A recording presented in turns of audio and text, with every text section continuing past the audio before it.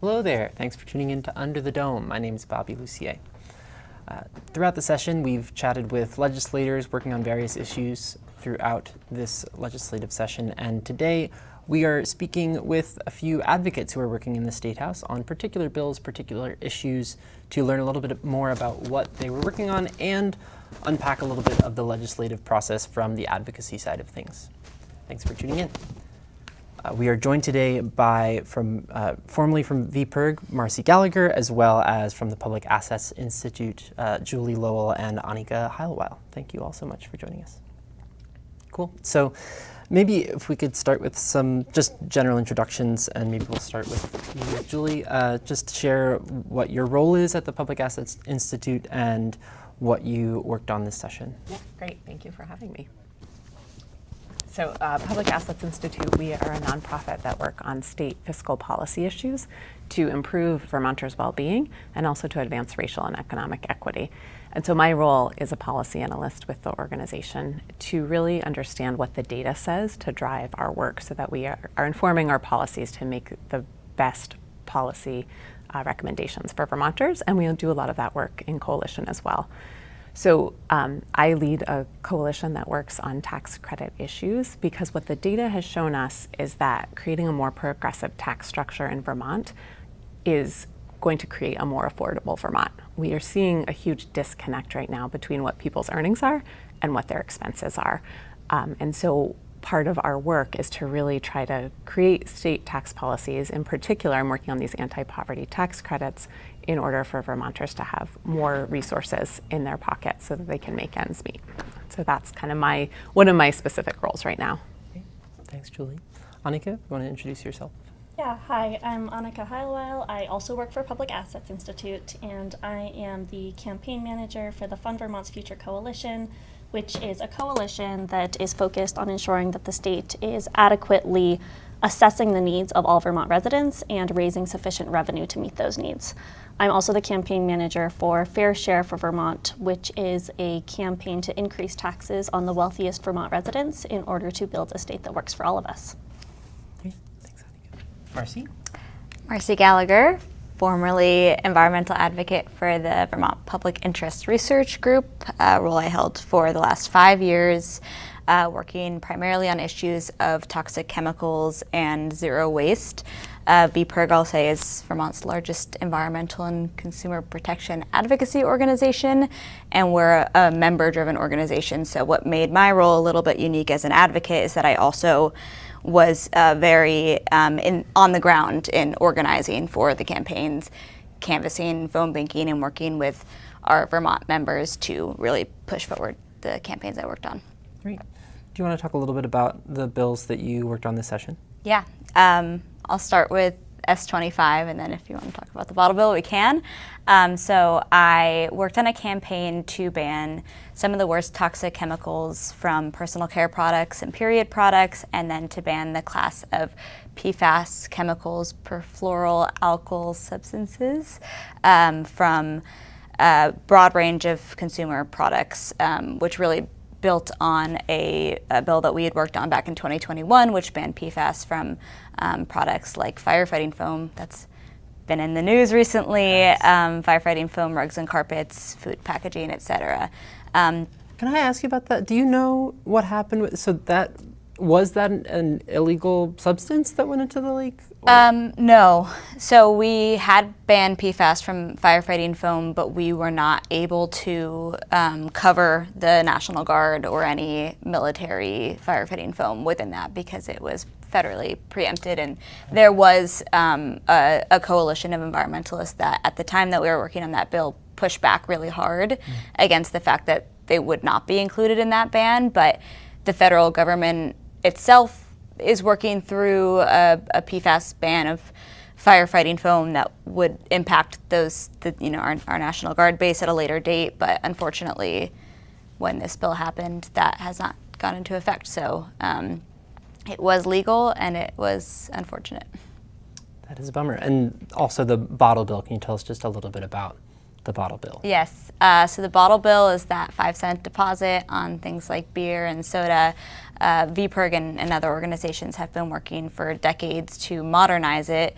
One goal is to bring that 5 cents up, because 5 cents is not worth the same as it was back in 1972 when the bottle bill was first passed, but also to expand the type of beverages that are covered by the program, because again, back in 1972, no one drank water out of single-use plastic bottles, so it's not covered, but it does make up a huge proportion of our litter in terms of beverage containers and in general.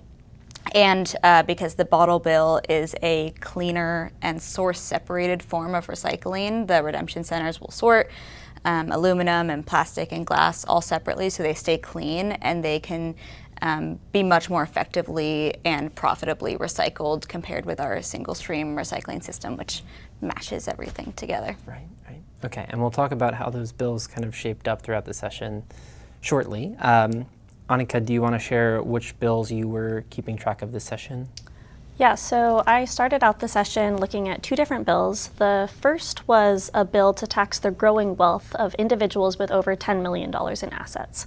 And it's basically, it's called something called taxing unrealized gains. And it's just taxing asset growth of very high net worth individuals. The second bill that I was focused on was a surcharge on income over $500,000. So this was a marginal change, so it would only affect the first dollar that somebody earned after $500,000, and it was a 3% increase. So that changed from a surcharge to basically a new tax bracket, which is very similar, and was used as the funding mechanism for a very large housing bill that was actually passed by the full House of Representatives. But then was not taken up in the Senate. Correct. It was not passed by the full legislature this year. Okay. So income earners above 500,000, are they going to see their taxes go up at all based on this legislative session, or is that the same as it was?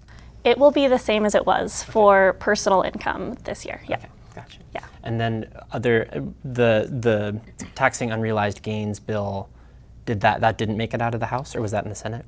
So that started in the House as well, and it had a lot of legislative discussion and actually was eventually changed to a study committee, which was passed in the miscellaneous tax bill by the House, but was also not picked up by the Senate. So it was taken out of the bill by the Senate. So we're still looking at basically pursuing the best ways to be taxing growing wealth in Vermont, but it was not included in any eventual passed legislation.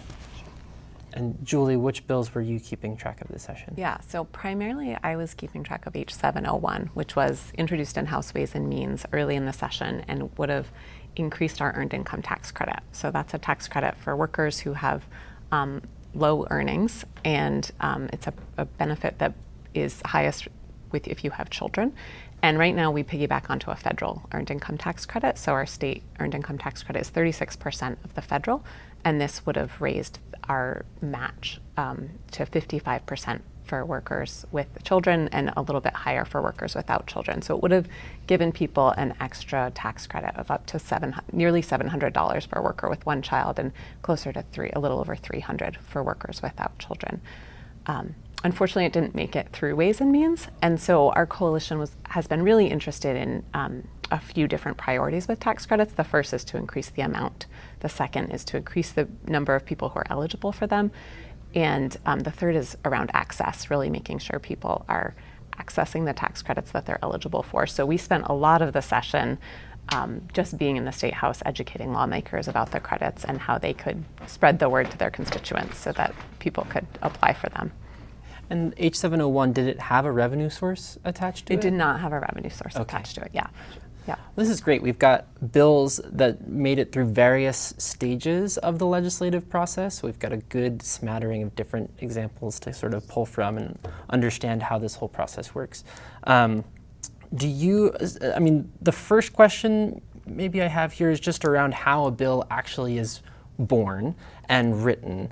And is a bill written typically by the legislators, by advocates like yourselves, by lawyers, some combination? Like, how does a bill actually begin? Is it in a Google Doc somewhere, and then it and I don't know if any of you wants to start on that, but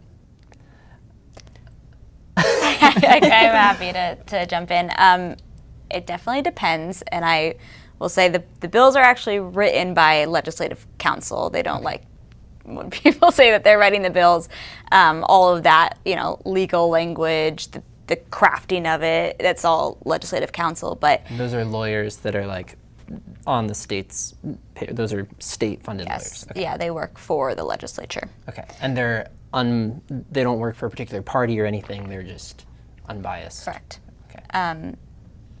Oftentimes an idea for a bill does come from advocates or coalitions. So in the example of my bills, S25 started out as an idea that I had to ban toxic chemicals from personal care products.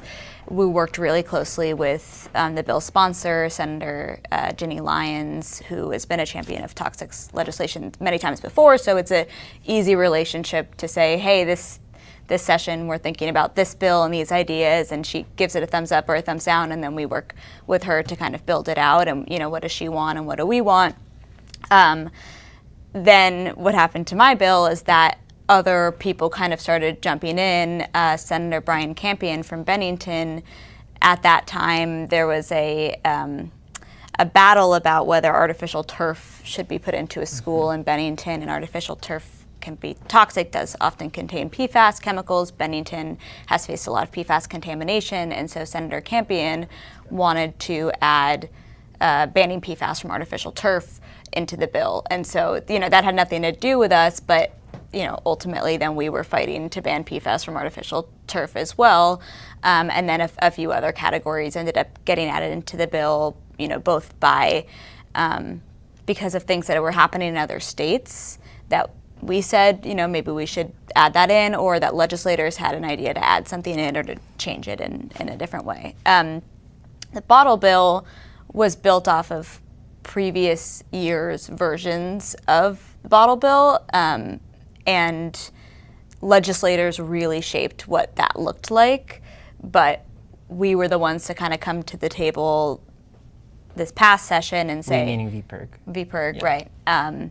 We like that language that you worked on last year. Can we get that drafted up again? Do you being the legislators that were kind of championing the bill, do you still support this? Do you still like this language? And then moving forward to get it drafted. And Annika, you mentioned that there was an original version of the high earner surcharge that then kind of evolved. So what did that process, how did that kind of start in its original legislative language, and then how did it move? Right, so the beginnings of our bill were really similar to what Marcy was talking about, where we basically, as a coalition, had this idea of a 3% surcharge on income over $500,000 and brought it to the eventual sponsor of the bill, who was Representative Emily Kornheiser. And she liked the idea, and we worked with her to basically get the language to its introduced form. And Emily Kornheiser is the chair of... Yes. So Emily Kornheiser is the chair of the House Ways and Means Committee, which was really wonderful as we were working on tax legislation. So it eventually basically got changed into a tax bracket instead of a tax surcharge when language from the original bill, which was 828, was put into that housing bill. So basically the revenue mechanism was picked up out of the original bill and placed into a bill that needed revenue.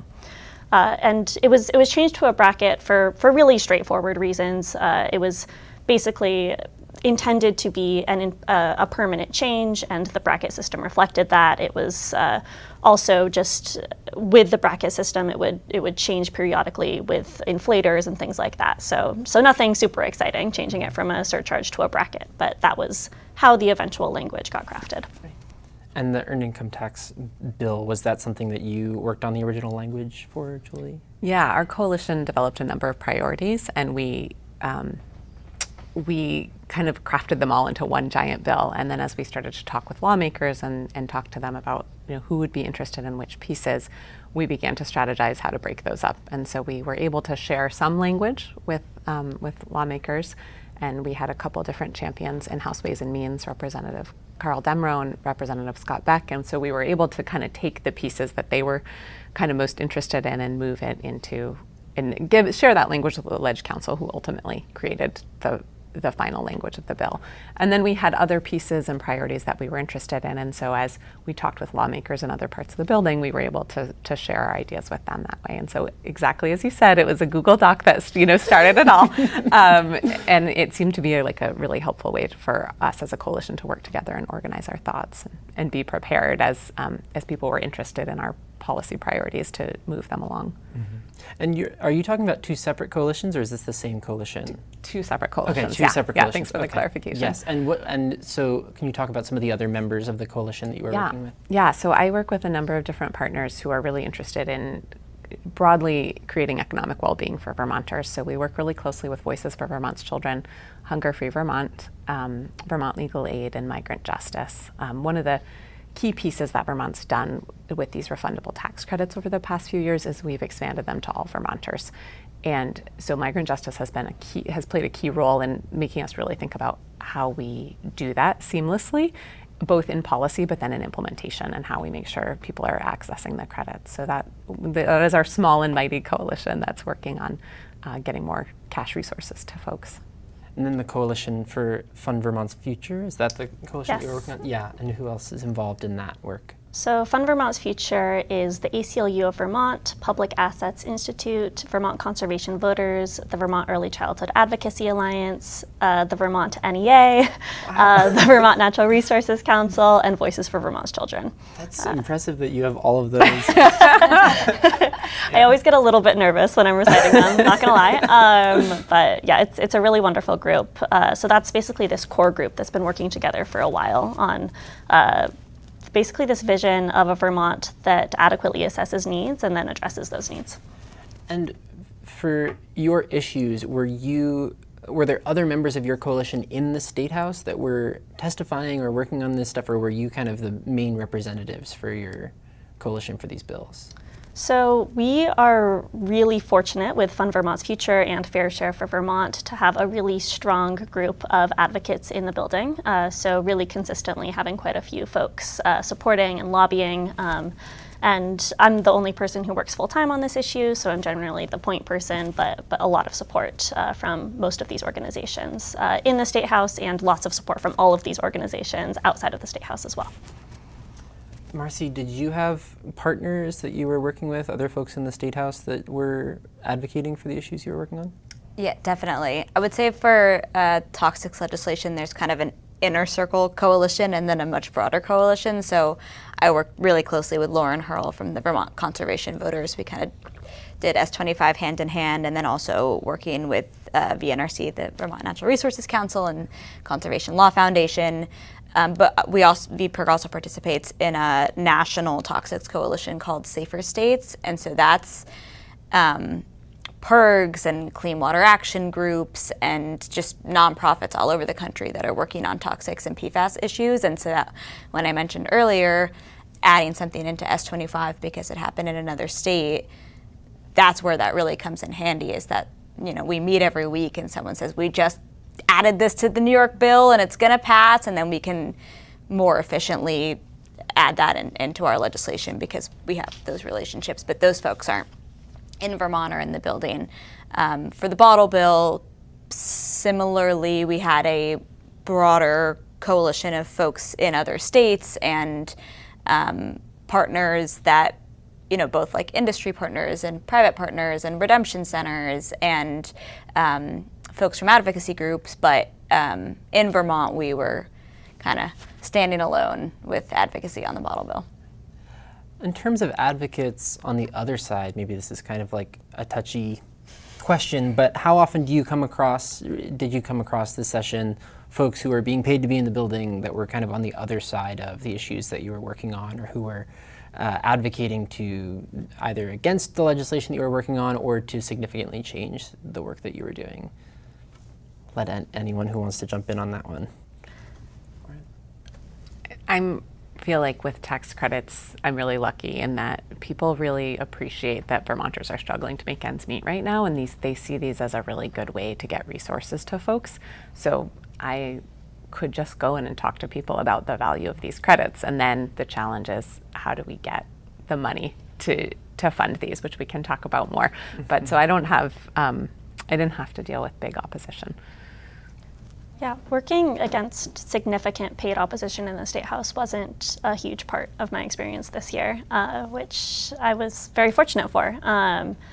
This is definitely the sort of bill that does attract some level of opposition. It's something that we know is widely supported by Vermont residents, but also, there's a bit of anti-tax rhetoric and things like that we're definitely fighting in the building. But I didn't really have any experiences with advocates who were paid to basically advocate against this exact bill. Yeah, it was a really key part of my experience advocating on both of my bills, and all of the issues I've ever worked on is really well-resourced lobbyists on the other side in committee every day that I'm in there, and testifying and communicating with legislators just as much as we are, and it's really a challenge. In my experience, I've found misinformation from big corporations that hire lobbyists, and it can be really challenging to push up against that. Do you have working relationships with lobbyists that are, or are you how often are you just glaring at each other across the room? What does that look like? That's a great question. I would say our executive director, Paul Burns, definitely had more of the relationship with those folks, but there was a communication pathway between us. And then there were various folks that I would serve on DEC, Department of Environmental Conservation working groups with. We were working on the same issues for long enough that I probably had met with many of the opposition one-on-one. But I wouldn't say it was chummy. Yeah. That brings us maybe to the conversations that happen in the building. What do those conversations look like? You mentioned, Annika, that there was some anti-tax rhetoric in the building this, every session, but particularly this session. What were some of the conversations that you were having about this bill? Did you have any conversations with folks who were pushing back, maybe not lobbyists, but legislators who were concerned about, for example, this specific surcharge or increased tax on high income? Right, I think there's a significant amount of fear-mongering in general around taxation, and that's a trend that has been happening for a long time. It isn't specific to this session, but a lot of fear-mongering around potential situations if we changed our tax code that aren't actually rooted in the data. So a lot of conversations that I've had over the past session, over the past year, have been, folks bringing up very genuine concerns that they've had from talking with out-of-state individuals, organizations, or in-state individuals, organizations who oppose fair taxation. And a lot of those conversations go very well. It's an open concern, and we're able to bring data to the conversation and talk about fears, talk about what's going to happen if something like this passes, and also fight back a little bit against that fear that's brought in. One of the ways that people are most able to fight back against things like this, that are making our society more equitable, more fair, is through this huge creation of fear of what if, and also a lot of distorting the actual policy, not talking about taxation in general, about how taxation is going to do X, Y, and Z, instead of focusing on the fact that we're really interested in increasing taxes on the top 1%. And that's very different than looking at broad taxation in general. So I think when we're having these conversations, it's really wonderful to be able to have a straightforward conversation where we're addressing fear, where we're addressing concerns, and be able to say, look, this is what the data says. It really does show that this is supported by a vast majority of Vermont residents, that it will only affect the top 1% of Vermont residents, and that we know that the myth of basically folks leaving the state due to high taxes, millionaires, really high earning people, that is not grounded in data.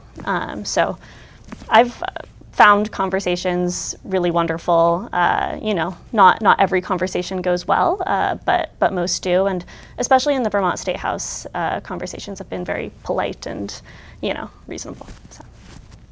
Julie, you mentioned the sticking point around the bill that you were working on being how to pay for it. Can you talk a little bit about some of those conversations that you might have had this session? Well, I think, our primary goal as a coalition was to go in to represent the need, and knowing that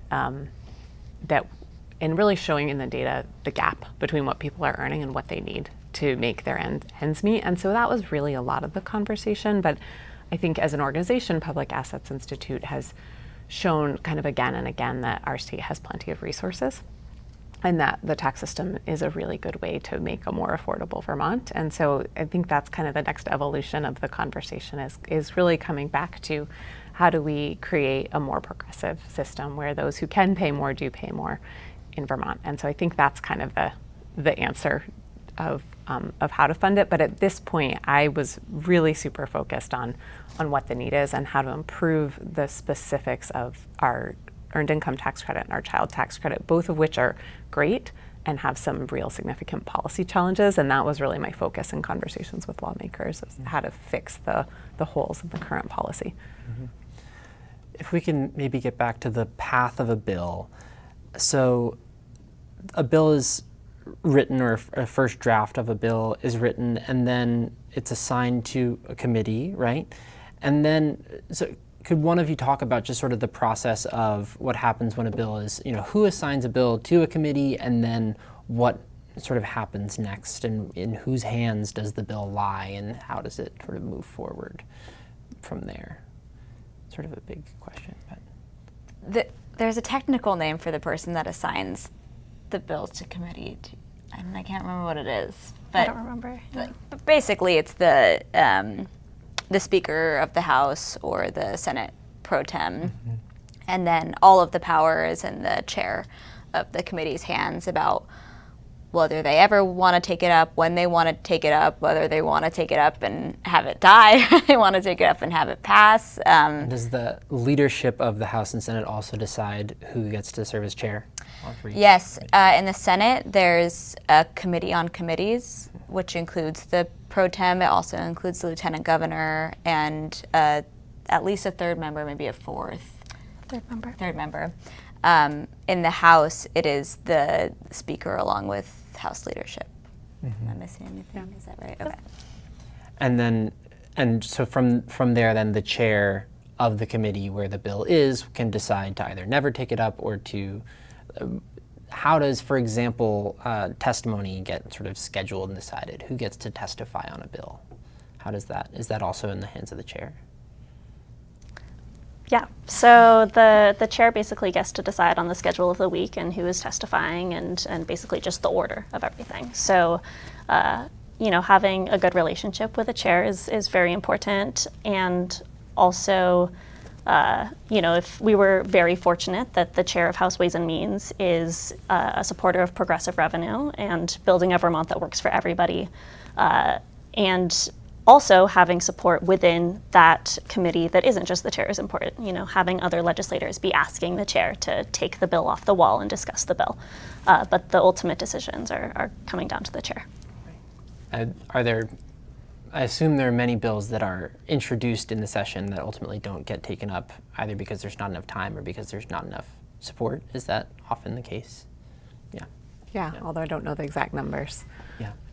But one thing I would add to, while the chair and hopefully committee members has input on who comes in to testify, you can always ask to testify on a bill. And so reaching out to the committee assistant is really key, to say, hey, we'd love to come testify on this. And so, while it changes, the schedule is introduced by the end of the day on Monday, right? Because people meet Tuesday through Friday. So you can see what's on the docket, and you can always reach out to the committee assistant and say, I'd like to provide testimony. And if there's time and you're able to, wonderful. And if you're not, you can always put in written testimony, and that will get posted on the legislative webpage. Right. Have each of you testified at all, or this? Yeah. Yep. Yeah. And what does that typically look like, testimony? I think every person does testimony a little bit different. It's up to you. But basically, you get contacted by the committee assistant of a committee And then if you are basically presenting anything or you're going to read anything and you want committee members to have it, you send it back to the committee assistant who sends it around the group. The way that I testified this session was with a PowerPoint presentation, basically to bring people through visuals. And then you have a bit of time, I think anywhere from around 10 minutes to an hour usually, to give testimony on your topic. Yeah. And then field questions, I expect. Right. Yeah. The more I would work with a committee, the more flexible testimony would be. So as opposed to kind of getting to run through everything you want to say, it's more of a dialogue, or they just call you off the sidelines to come do an impromptu testimony, but really, answering some questions, or because you aren't allowed to speak with the committee unless you're asked to testify or specifically asked to chime in from the sidelines. So if they know you and they're working on your bill, a lot of times that happens too. And then how is it determined when an actual vote takes place in the committee on the, like, how do we say enough is enough testimony, we've heard it all, we want to vote, or like how is that actually determined? Or is it basically just the chair's call? Yeah. It is the chair's call. I would say they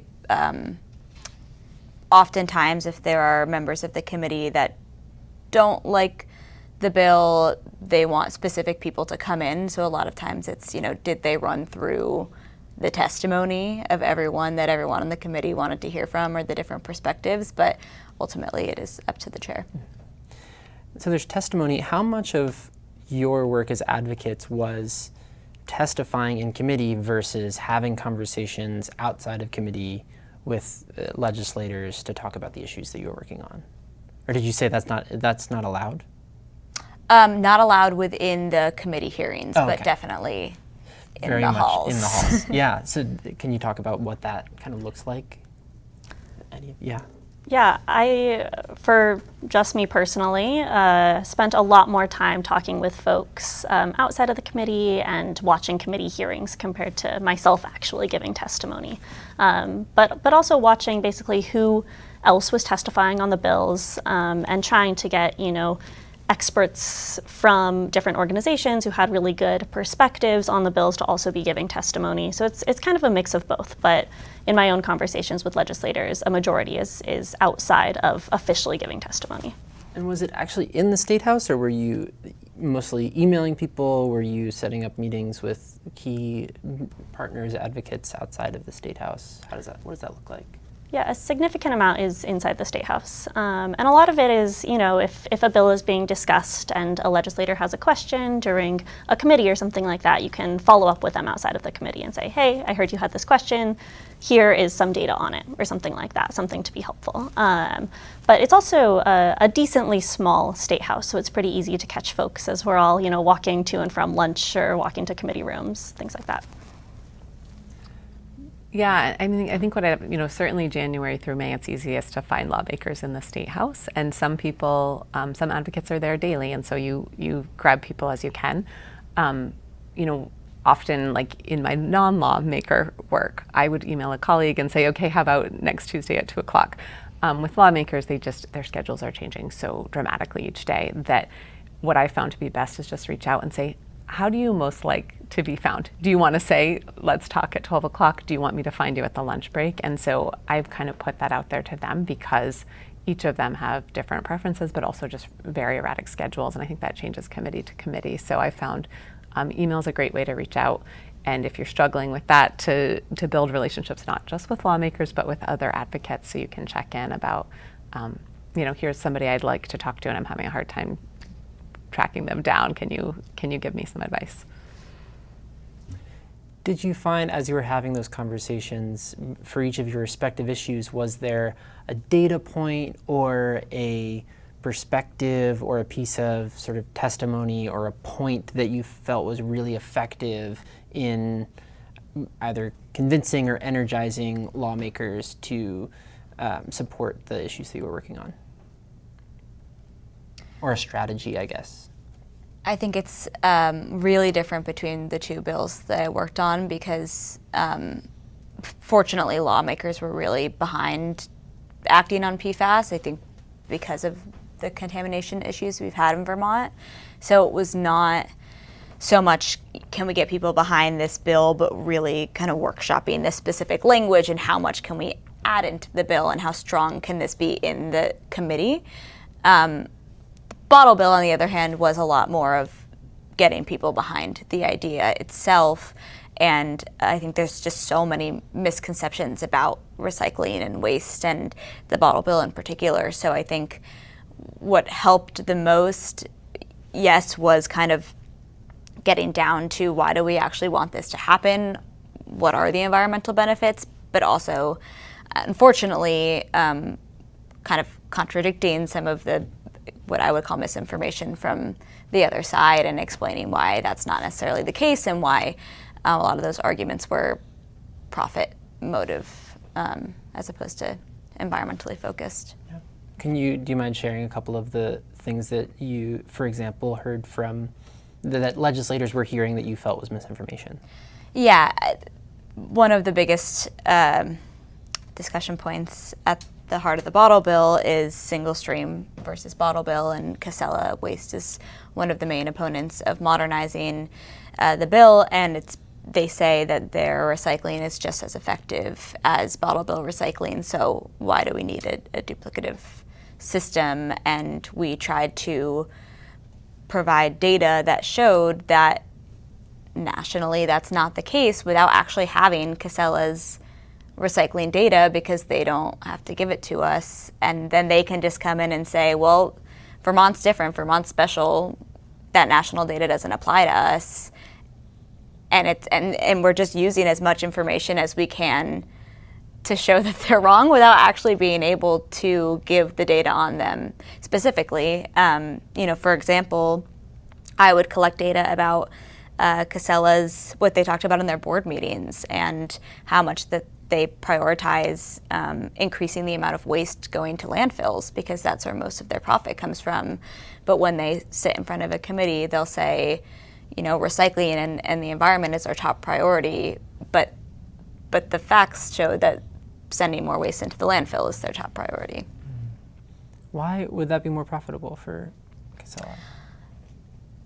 Well, the simplest answer is because the tipping fee, which is how much haulers or consumers pay per ton to send to the landfill, is higher than the tipping fee for recycling. So they get paid more per ton, but they also just operate, the tonnage going to the landfill, they operate across 9 states, maybe even more at this point. So they just, more of their company, a larger percentage, is in the landfill business as opposed to the recycling business.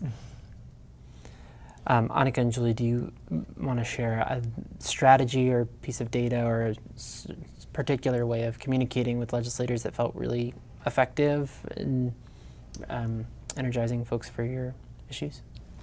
Sure, yeah. Can start with data.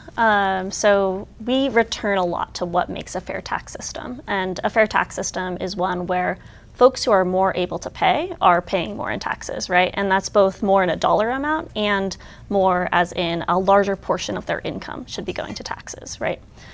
So what we return to quite a bit is some data from a think tank called the Institute on Taxation and Economic Policy, who basically do state-level analysis of how much folks are paying in taxes as a portion of their income. And what that shows is that in Vermont, a lot of middle-income families are actually paying a higher portion of their income in taxes than the top 1%. So that's what we return to a lot, of showing legislators that we currently don't have a fully progressive tax system.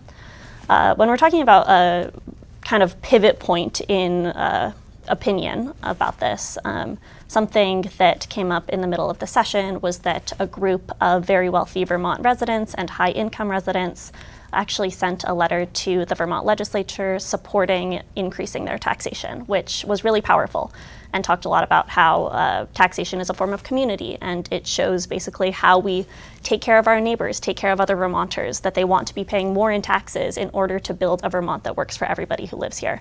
And that did a lot just to show what taxes can do, and also really demonstrate that this is widely popular across Vermont, including from our wealthiest residents. Julie, anything come to mind for you? sort of the data points that are helpful to share. Yeah, so one of the big pieces for us is that Vermont's Joint Fiscal Office, which is different from Legislative Council, but also state employees that are supporting the legislature with data and research. Every 2 years they produce a basic needs budget, and so for 6 different family types they show what those families need to earn in order to make ends meet. And so that's a really helpful measurement that we can use to show where our minimum wages and our average wages are falling short. And so we return to that data point sort of time and again to put it in context of this state-created, agreed-upon measure and showing just where that gap is for people. And so I think that's really powerful. We've been able to show the gap and then also identify for those 6 different family types what percentage of Vermonters of those 6 family types are not making ends meet. And so in the households who only have one earner, it's fewer than 50% of those households are making it to that basic needs budget line. So that's a really powerful and compelling data point.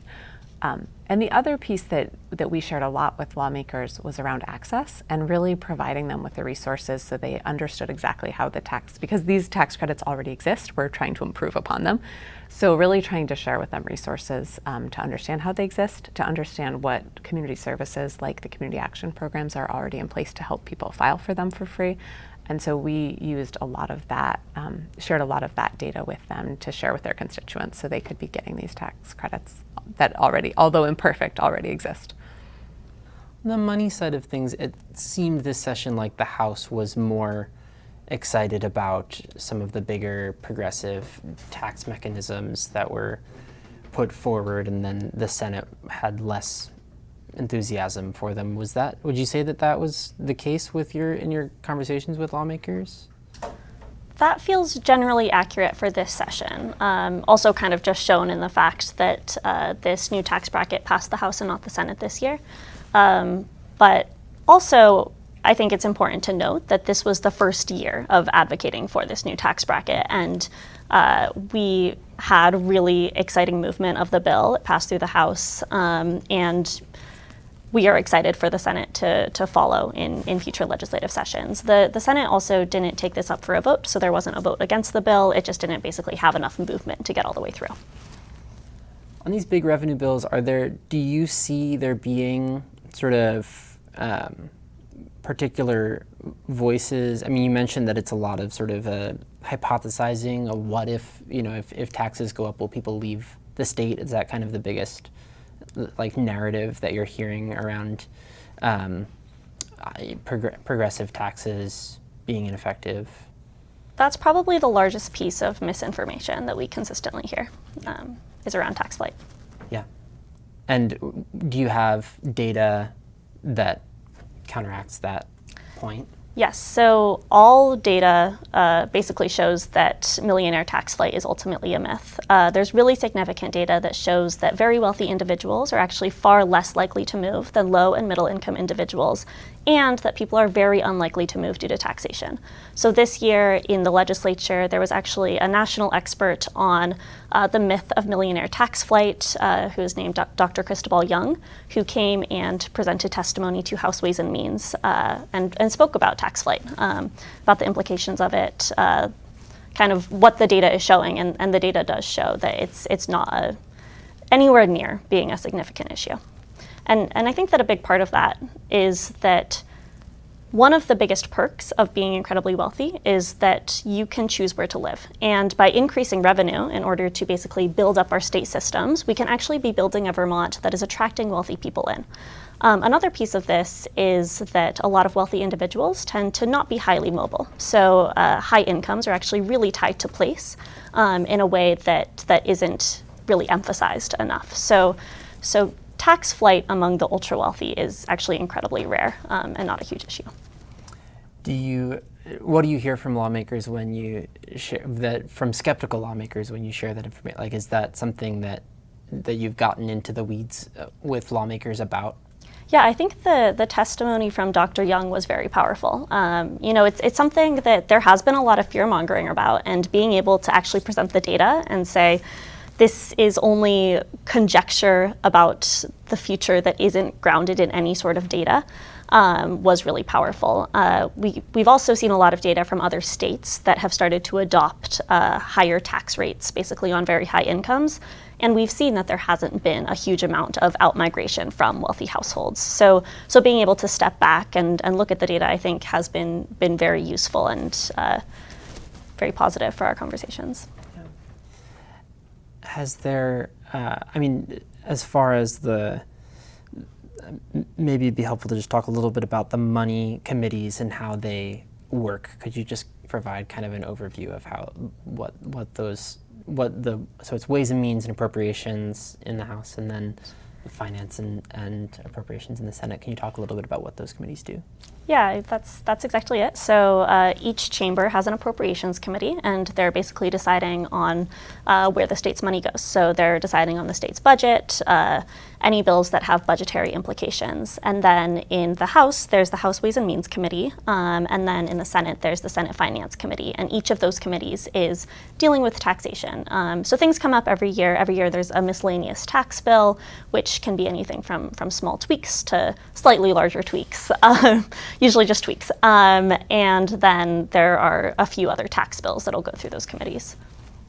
For this year, the property taxes was sort of front and center for a lot of the, in terms of revenue around the legislative session this year. Was PAI involved in any of the conversations around property taxes specifically, and how that sort of the yield bill and how that conversation unfolded?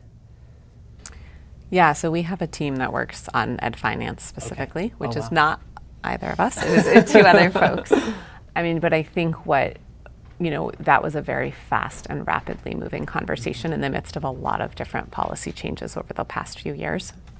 And so we had a piece that really kind of recommended, let's all take a breath for a second and fully understand what was going on, because people were very concerned about a data point that wasn't fully understood, right? What the tax increase would be for this year. And so there were a number of different factors that went into it. And so we were sort of saying we need to understand what's driving all of these different pieces. And that was, and are continuing to follow really closely what the legislature has done with education funding, and we'll be closely following that in the future. Right. In terms of the earned income tax credit, Julie, what's next in the process? So this was a bill that did not make it out of the House, correct? Yeah. So what's next in terms of this, either this coming session or just the conversations that you're having with lawmakers around, the next steps? Yeah, so I think we're continually interested in continuing to increase the credits and expand them to more people. So we're going to be continuing to talk to lawmakers. One of the groups that we know is currently left out of anti-poverty tax credits are our youngest workers and our oldest workers. They don't qualify for the earned income tax credit if you don't have children and you're under 25 or over 64. And we know that those can be really specifically vulnerable populations and vulnerable times. So one of the issues we're really excited about, and that we're seeing California so far has passed, is a tax credit that's specifically targeted to former foster youth as they transition out of foster care. And so that's something that we had started conversations with this session with lawmakers and are going to continue to pursue, as well as we're finalizing our priorities now, but some amount of increasing and expanding the credits. And the one other piece I'll mention is that access is supremely important. Vermonters with the lowest incomes don't have to file their taxes because they don't owe any taxes, but then if they are eligible for a tax credit, they don't get the credits they're eligible for. So the IRS has recently expanded and created a direct file program that was a pilot program this past tax filing season. And there's now an opportunity for all 50 states to be a part of this. So people can directly file their taxes, as they can in many other countries, right, with the IRS for free of charge.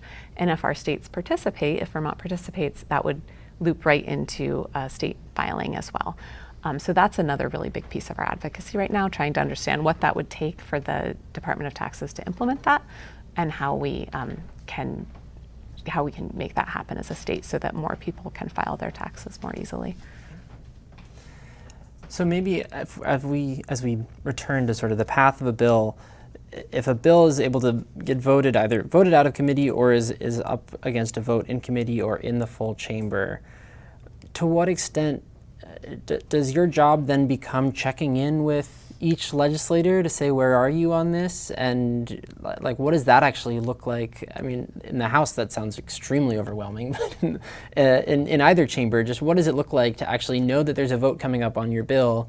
And then do you have some kind of communication with every lawmaker, or either in the committee or in the chamber about where they stand on your bill?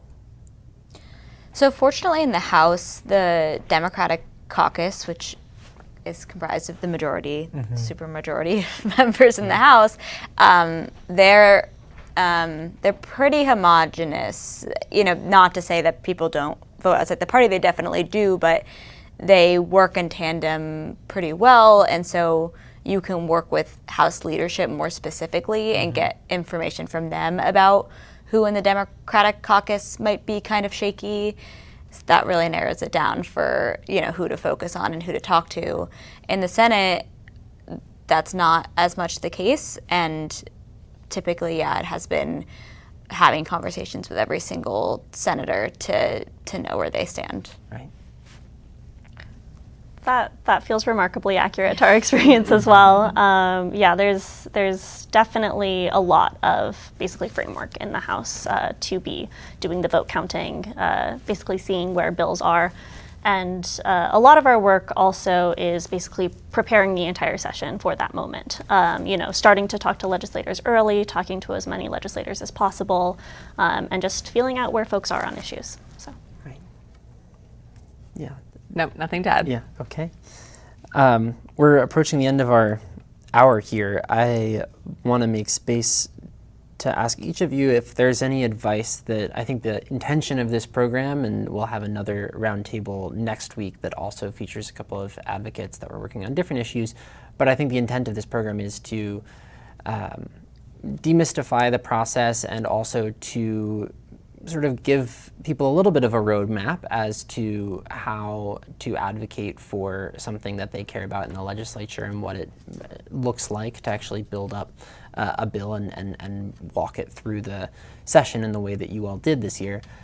What advice do you have for advocates that may be more on the grassroots side of things? I know that you all are paid to be in the Statehouse, but if you know, what advice do you have for folks who are trying to advocate for bills and at the grassroots level? I think a couple pieces of advice. The first would be kind of remembering that lawmakers are also people. You know, they're our neighbors, they live in our communities, and they care really deeply about our communities. So if you care about an issue, you should definitely reach out to your lawmakers and talk with them about an issue. If you want to, you know, go to the Statehouse and talk directly with lawmakers, but don't necessarily know how and are nervous, which is very reasonable, you should also reach out to organizations that you know are working on these issues, and a lot of organizations would be happy to basically walk you through the Statehouse, talk more about how you should talk with your legislators about this specific issue.